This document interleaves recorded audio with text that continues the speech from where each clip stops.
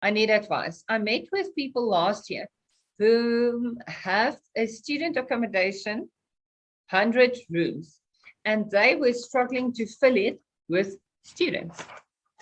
We discussed that I would find students for them and we'll go 60-40 on the rent. However, now that I have found someone who can fill the rooms, they say we never agreed.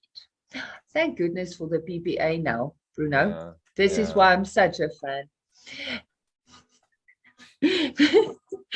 Now, then the client, then the client I found, we never spoke about how we are going to partner on the deal. Now they are using that against me. They are saying I made agreement with the owner of the building, not with them. They have signed partnerships for 10 years and they are hiding that for me. Can you assist? It sounds like it's a lease with, it's a sub-lease sort of thing, because it doesn't sound like the owner is this person. It sounds like there's another person. Yeah, I'm just trying to get my head around the question. So student accommodation, 100 rooms. It sounds like he was mandated to find tenants. And I assume this mandate came from the owner. It sounds like from the tenant, because he says they are saying I made agreement with the owner of the building, not them. So it sounds like a tenant or a person that has the right to lease out these 100 rooms, so and they are then entitled to the rent. Or a manager. Yes. He spoke to this person. They had an agreement, but now this person, this caretaker, is saying that the agreement wasn't actually with him, but he was possibly acting on behalf of the owner, so it's not his problem. Right? Yes. Yes. Okay, cool.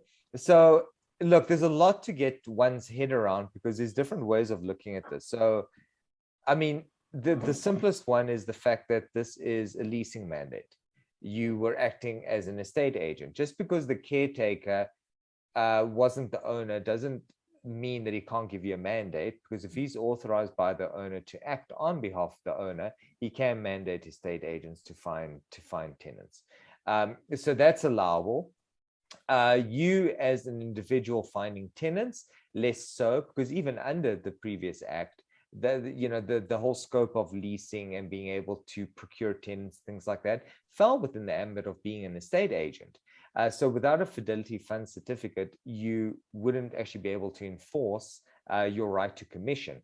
On top of that, a commission of 40% is remarkably high. So on a mandate perspective, you would really struggle to actually enforce this. But now I'm putting on a different hat, because I've seen clients approach it differently. So if I'm a property investor, I go look at properties and almost do a rent to rent. So Cilna mentioned sublease. I've seen a lot of guys like, okay, you know what, tell you what, I'll enter into a lease agreement, but we're going to make it subject to me actually being able to fill the beds up. But it's still a sublease. So they will pay me X amount, 100%. I will then in turn pay you 60%. I keep 40%.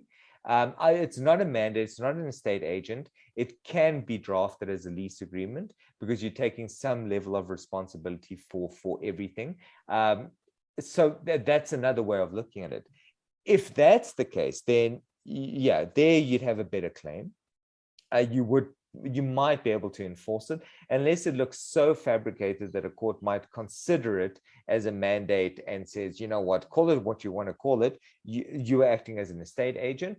But we've got a lot of clients that do rent to rent. So they normally take on a bigger responsibility, and that's how they make their money. So building has 200 units. They go, I will take 100 off your hands, but I only want to pay 60% of the rental, but at least 60% guaranteed. Are you happy? And they go, absolutely. I'd rather have 60% than zero. And then you go out and find creative ways of getting from that 60 to 100. So right, two things. One's like a sublet, one is a mandate. So I think I kind of covered both of those. Then the client I found, we never spoke about how we were going to partner on the deal. So that's with the caretaker. Now they are using that against me. They are saying I made the agreement with the owner of the building, not them. They have signed partnerships for 10 years and are hiding that from me. Can you assist? So sorry, there, I don't know, Cilna, those last 3 lines. I think you actually covered it, Bruno, because I think in your 2 scenarios, either you're acting on behalf of another person, meaning that you are a property practitioner, or under the Estate Agency Affairs Act, an estate agent, and without a fidelity fund certificate, you would not be entitled to your commission.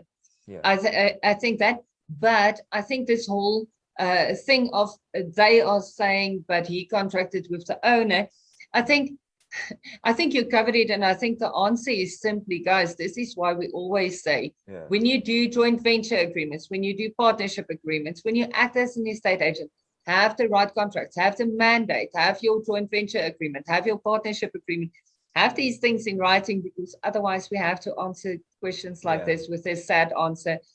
Unfortunately, from where we're sitting, it might not look very good.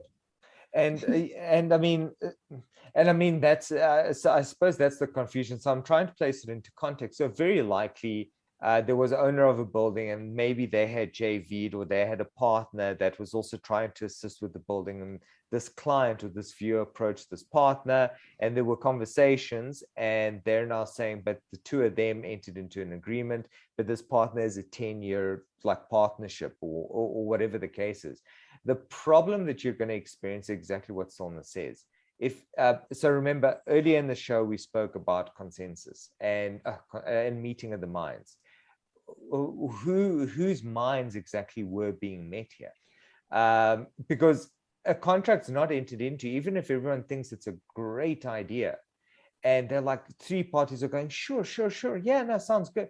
The reality is you have to have the intention to be legally bound, right, for a contract to come into place. Having a conversation, speaking of an idea, somebody going, you know what, that would be great. If you found tenants for that guy, that probably sounds like a brilliant idea. I'm sure that you could actually split the rent or sublet or whatever the case is. But if he's not entitled to buying that guy, and you didn't have a conversation directly with that guy, it's a problem. So you need to, who represented that they had the authority to act?